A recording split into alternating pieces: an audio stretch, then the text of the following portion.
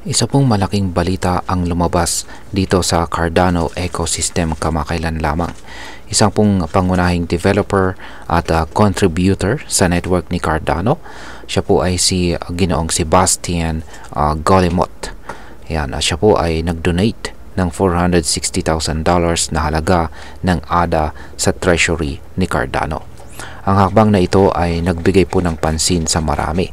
Hindi lang dahil sa halaga ng donasyon, kundi dahil po sa transparency ng transaction at ang layunin po nitong magpatibay sa pangmatagalang sustainability ng ecosystem. At ayan po ang siyang ating pag-uusapan sa video na ito. Pero bago po tayo magpatuloy, ay pakibasa na lamang po ang disclaimer dito sa ibaba ng ating screen. Ayan, paano nga ba ang pagtulong na ito ay magkakaroon ng epekto sa ecosystem ni Cardano? Ayan, si Ginoong Sebastian Golimot, co-founder po ng Palma Studio at saka DC Spark, ay nagbigay ng kabuuang halaga na 685,165 na ADA sa Community Managed Cardano Treasury. Ang donasyon po na ito ay nakita bilang isang mahalagang hakbang para sa paglago ng ecosystem ni Cardano sa hinaharap.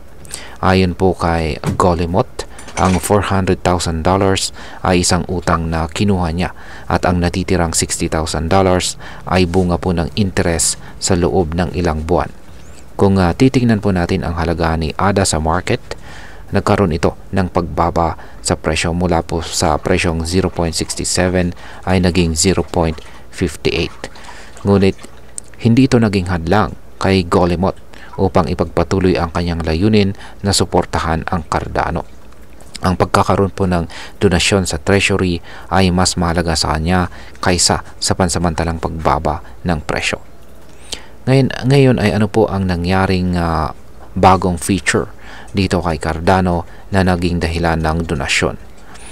Ayan, isa po sa mga pangunahing dahilan ng donasyon ni Golimot ay ang bagong feature na inilaunch ng Cardano Network. At ito po ay ang Treasury Donation Feature. Sa ilalim po ng Conway era ng Cardano, naging mas madali para sa mga individual na mag-donate ng direkta sa Treasury. Gamit ang mga bagong tools tulad po ng Cardano Rust SDK na inilabas ng DC Spark, mas pinadali ang proseso ng donation at tinutulungan ang mga users na madagdagan ang pondo ng ecosystem. Ayan. Ngayon ay ano naman po ang maaaring maging epekto nito para sa atin bilang mga Pinoy crypto traders at investors ni Cardano. Dahil ang Cardano ay isa po sa mga kilalang cryptocurrency, malaking bagay po ang mga ganitong hakbang para sa atin bilang mga traders at investors ni Cardano. Ang transparency at tiwala na ipinapakita po ng mga developers tulad po ni Sebastian Golimot ay maaaring magbigay ng higit na kumpiyansa para sa atin na nag-i-invest dito kay ADA. Ang mga ganitong activities ay nagpapakita po ng commitment ng Cardano sa pagpapalago ng kanilang ecosystem at maaaring magdulot ito ng mas positibong sentiment sa market na nakikinabang ang mga investors na tulad natin. Bilang mga Pinoy crypto trader, dapat po natin itong tingnan bilang isang magandang indikasyon na ang mga malalaking project sa cryptocurrency ay may long-term vision. Nakita natin kung paano ang mga donation na ito ay nakakatulong hindi lamang po sa ecosystem kundi pati na rin sa paglago ng presyo ng cryptocurrency na si ADA sa mga darating na taon. Ang transparency at saka accountability na ipinapakita ng mga key players tulad ni Golimot ay nagpapakita ng isang malusog na environment para sa mga nag-i-invest sa cryptocurrency.